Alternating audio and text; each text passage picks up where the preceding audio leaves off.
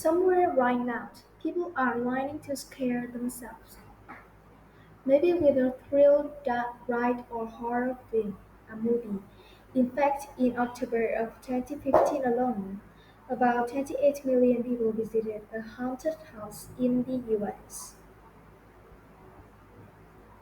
But many consider this behavior perplexing, asking the question, what could possibly be fun about being scared? Fear has a bad rap, but it's not all bad. For starters, fear can actually feel pretty good. When a threat triggers our flight or flight response, our bodies prepare for danger by releasing chemicals that change how our brains and bodies function. This automatic response jumpstarts systems that can aid in survival. They do this by making sure how we enough have enough energy and are protected from feeling pain, while shutting down non-essential systems like critical thought. Feeling pain-free and energized while not getting caught up in worrisome thoughts that normally occupy your brains. That all sounds great, and it can be because this response is similar, though not exactly the same, to what we experience in positive high arousal states, like excitement, happiness, and even during sex. The difference lays in the context. If we were in real danger, we focus, focused on survival, not fun. But when we trigger this high arousal response in a safe place, we can switch over to enjoying the natural high of being scared.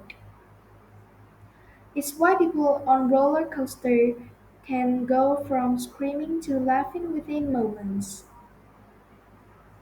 Your body is already in a euphoric state. You're just relabeling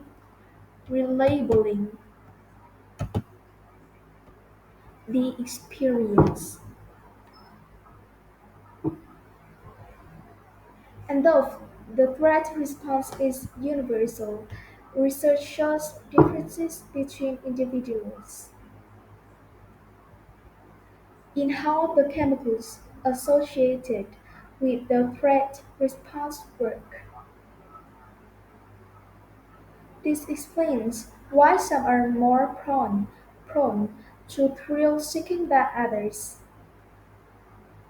Other normal physical differences explain why some may love the dizziness associated with a loop-de-loop, while loving the stomach drop sensation of a steep roller coaster, or why some squeal with delight inside a haunted house but retreat in terror if taken to an actual cemetery. Fear brings more than just a fun, natural high. Doing things that we're afraid of can give us a nice boost of self-esteem. Like any personal challenge, whether it's running a race of finishing or, or finishing a long book. When we make it through to the end, we feel a sense of accomplishment. This is true even if we know we're not really in any danger. Our thinking brains may know the zombies aren't real, but our bodies tell us otherwise. The fear feels real, so when we make it through alive, the satisfaction and sense of accomplishment also feel real. This is a great evolutionary adaptation.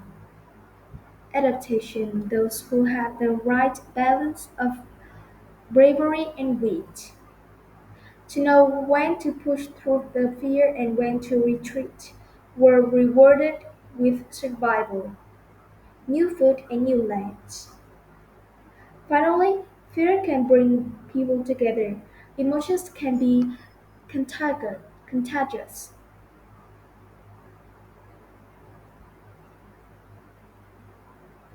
Contagious.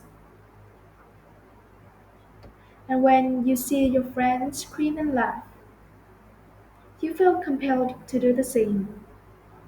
This is because we make sense of what our friends are experiencing by recreating the ourselves.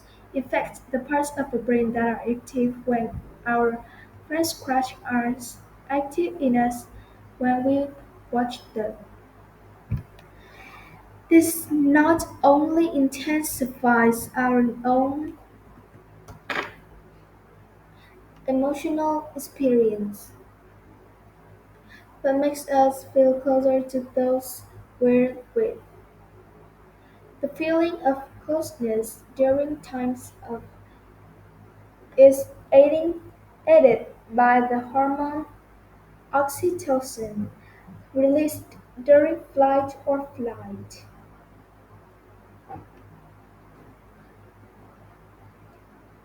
Fear is a powerful emotional experience, and anything that triggers a strong reaction is going to be stored in our memory really well.